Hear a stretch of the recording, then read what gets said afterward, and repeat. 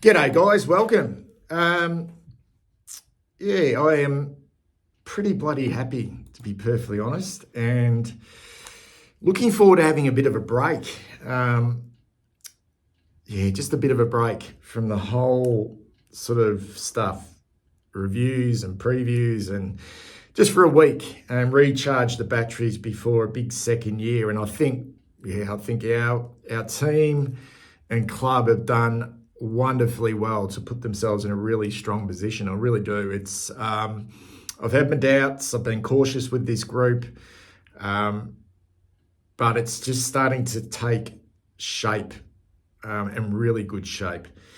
That was a really solid and professional win on Sunday night against I think an ever-improving Essendon. I don't think it's all doom and gloom for them. I'm not a believer in this frauds and pretenders and imposters. They've got a second half of the year that they'll get some players back, and we don't get to face them again unless we play them in finals. If both teams make it, I assume that we will make it, and I think Essendon will probably make it as well, which will make for an interesting contest again. I mean, who knows? Who knows how it will pan out next time? I mean, I look at the stats. I mean, you look at those stats and see that they are largely in favour of Essendon in regards to scoring shots and inside 50s and disposals, etc., etc.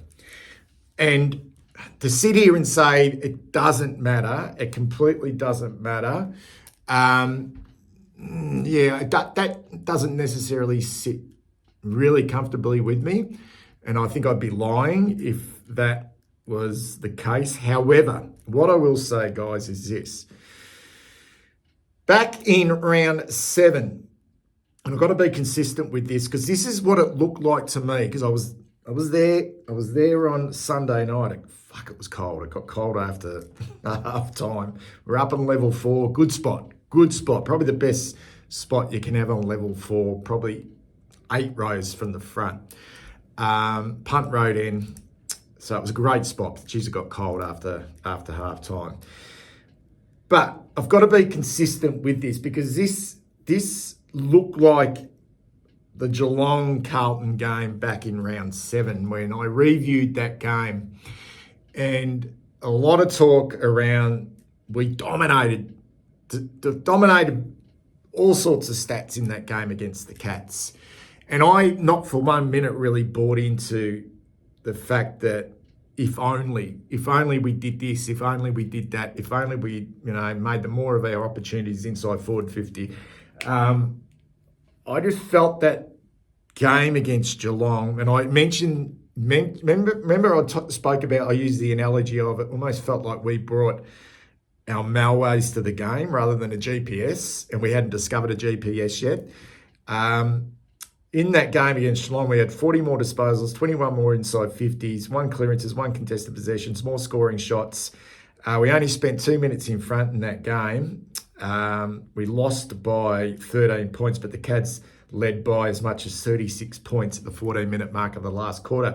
We never looked like winning that game. And although we came with a rush late in that game, it just, for me, Geelong looked the better team all afternoon, but the stats were so much in our favour. And I just remember speaking about it was overproduction and a lack of real synergy and system.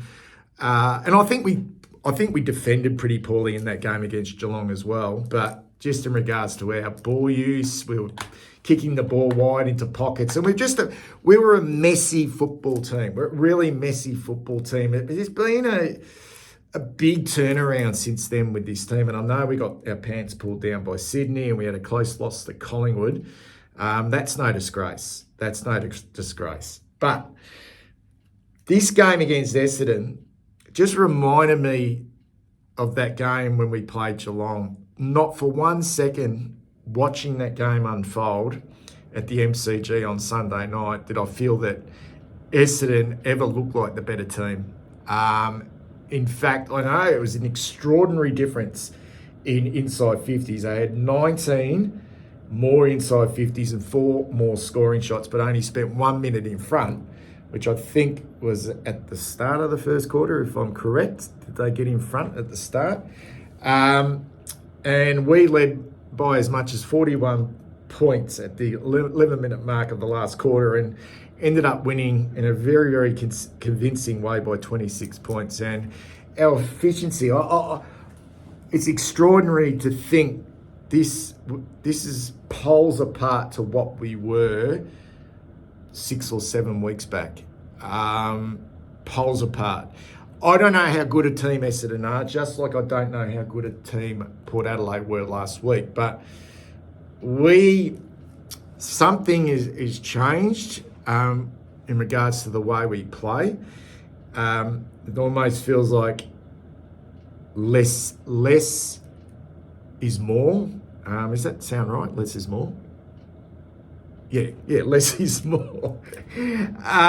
And we've found a GPS. And every time we go forward, and this is why it's the same with the Geelong game, every time Geelong went forward, it felt like they were going to score. And Essendon supporters who were sitting around me on Sunday night felt the same way. They just felt like every time, you could hear them, every time we got the ball forward to centre and smoked them on rebound and turnover, we just opened them up. We just opened them up and we looked dangerous. We had space inside our forward 50 and we had some unusual suspects once again step up and fill the void from things that Essendon did really well was counter-attacked by the things that we did better. So they put some time and effort into Cripps and Walsh and did a particularly good job on Harry and Curnow does some really good things, but he didn't have a huge impact on the game. But up steps Williams once again. Elijah Holland pots up with 3 goals. Chincotta does a huge role on Zach Merritt. Sard, Hewitt. Sard got off the chain, which he probably hasn't been able to do a lot over the last 12 months or so. I thought that was one of his better games he's played, particularly offensively. Didn't win as much as the ball, but they were really damaging disposals. And I thought Cowan's job on Nick Martin, who I thought was probably one of the classier players on the ground, if I'm brutally honest. Cowan's job on him in that last quarter was telling. He just quelled his influence, and that's the type of things. We're taking away the strengths or some of the strengths of the opposition that we haven't necessarily been able to do in the past when things get tight or feel like they are getting tight. And this ability for us to put teams away really quickly in a burst with just really solid contested football, and then get the ball on the outside and be really damaging in our front half was on display, particularly in that last quarter. And I didn't sit there for 1 minute in that game with a sweaty butt crack, getting nervous and anxious because I thought, here we go, it's going to come over the top of us. I just didn't feel it. That is hand on my heart, and that's to take nothing away from the Bombers. I just feel like they look at that game, and I'm hearing it. I'm hearing it from their supporters. I'm hearing, if only we did this, if only we did that, if only we did this because we did this and we have more of the ball and we have more inside 50s. This is exactly the way I wasn't thinking against that game against Geelong.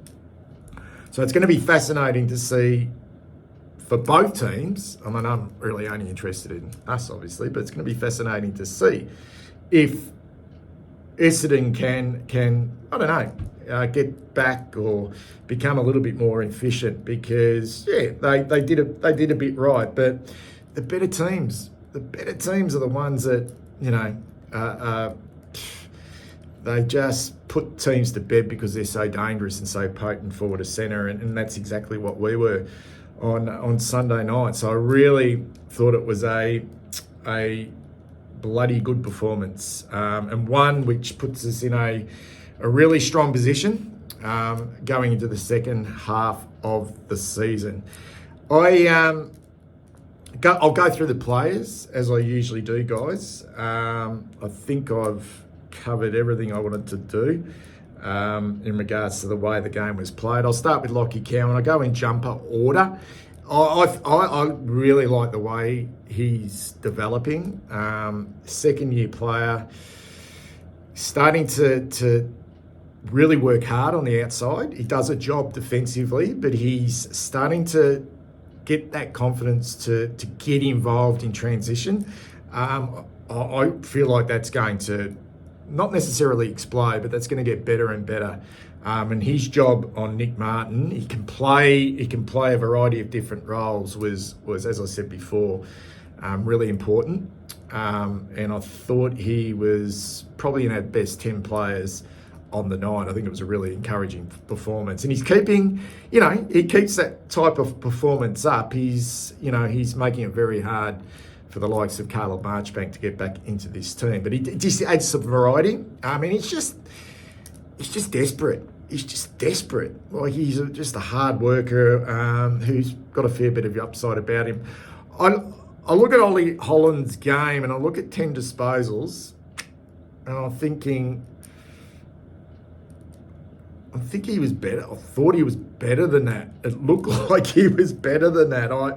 I'm surprised. He's at 72 metres gained from 10 touches, so suggests it's a quiet night. But was he good early? Was he involved early? He got his hands on the ball early and just must have drifted out of the game. It's a very hard game to rate for Ollie Hollands, but yeah, it was okay, but you're looking at 10 touches, it feels like it's a little bit unders. Zach Williams is having a really big impact on this team and the way we play. It wasn't a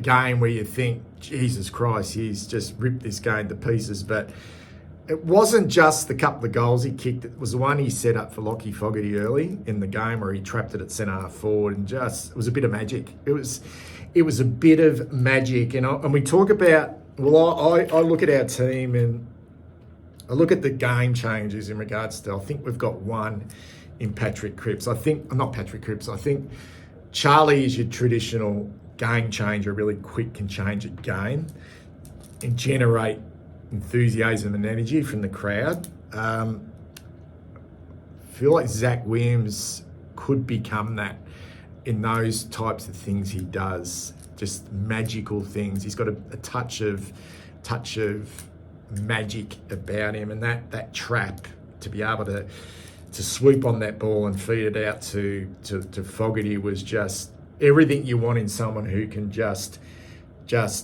do something out of the box. And yeah, I thought it's just been a great move to put him forward. Kennedy, I didn't feel like he had a huge impact, but he's ended up with 19, and I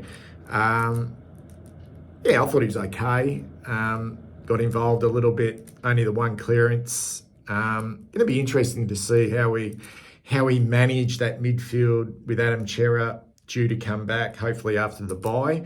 I mean, the Carroll's probably the one that makes way for Chera.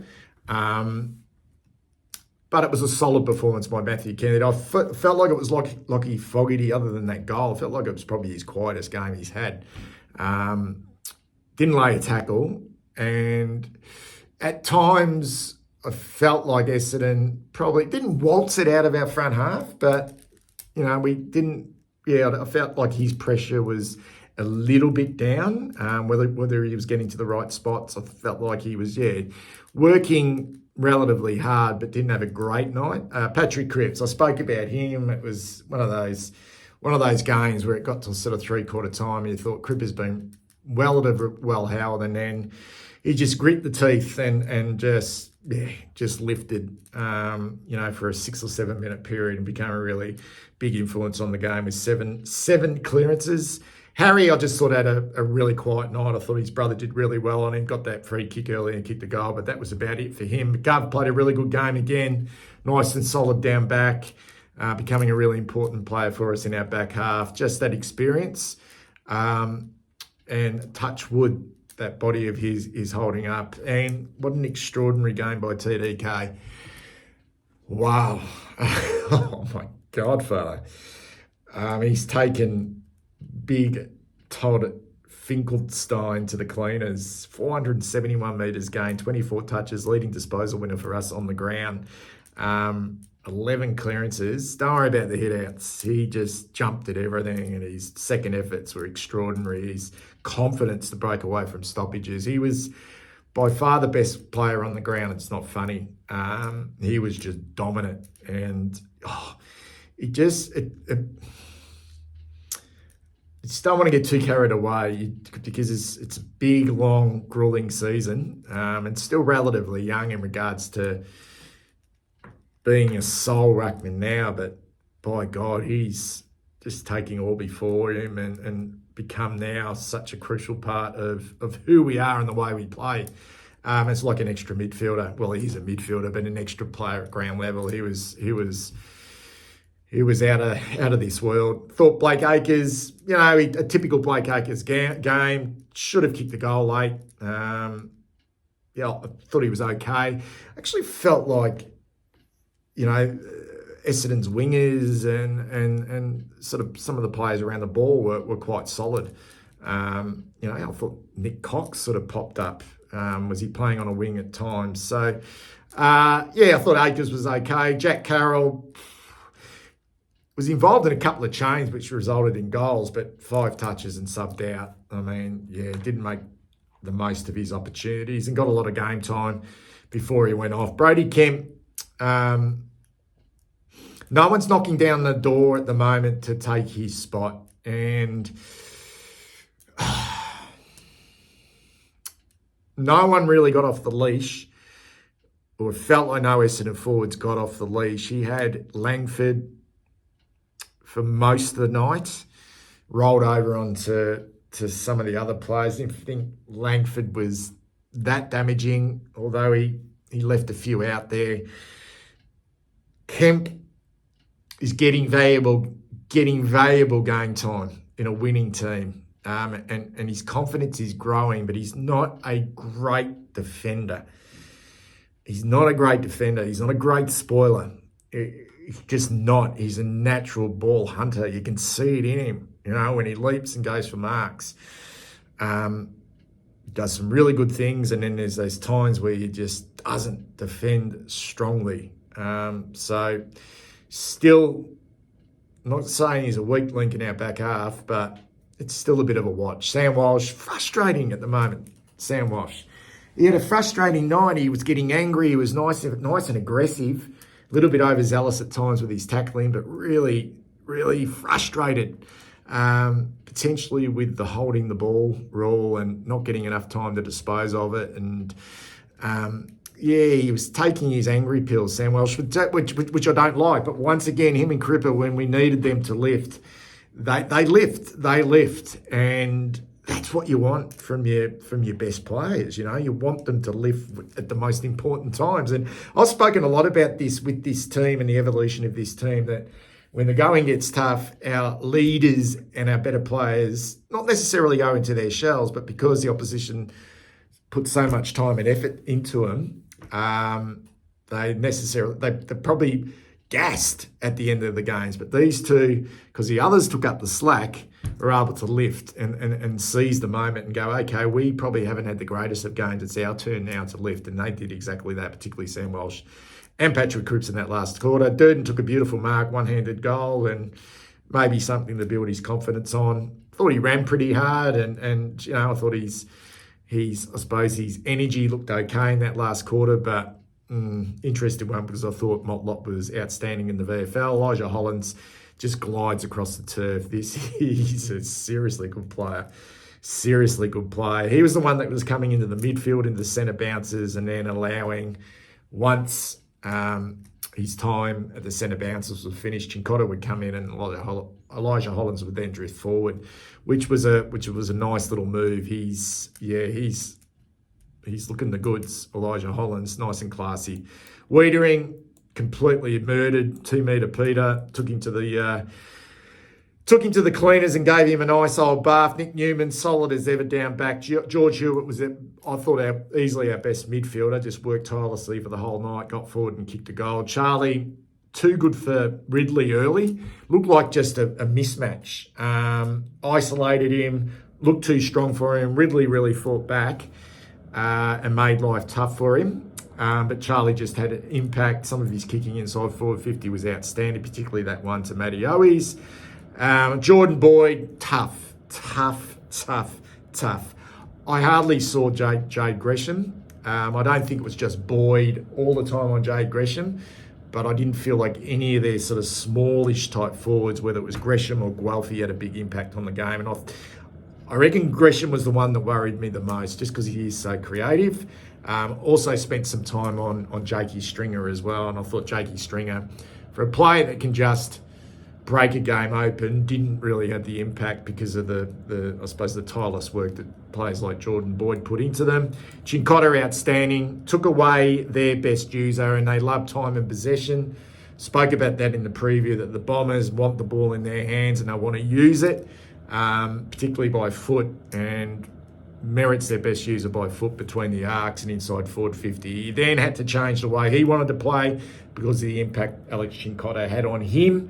He had to play more of an inside game, and it just stopped his influence. Ended up with, I think it was a season-low 21 disposal, or equal season-low 21. And on the rebound, Alex Chincotta showed that he could go forward and kick goals. And two really important, exciting goals as well. Mentioned Adam Sard. Thought it was his best performance of the year. He's been out with that hamstring injury, but he looked his most damaging against his former side. Loved his game. And Owies, I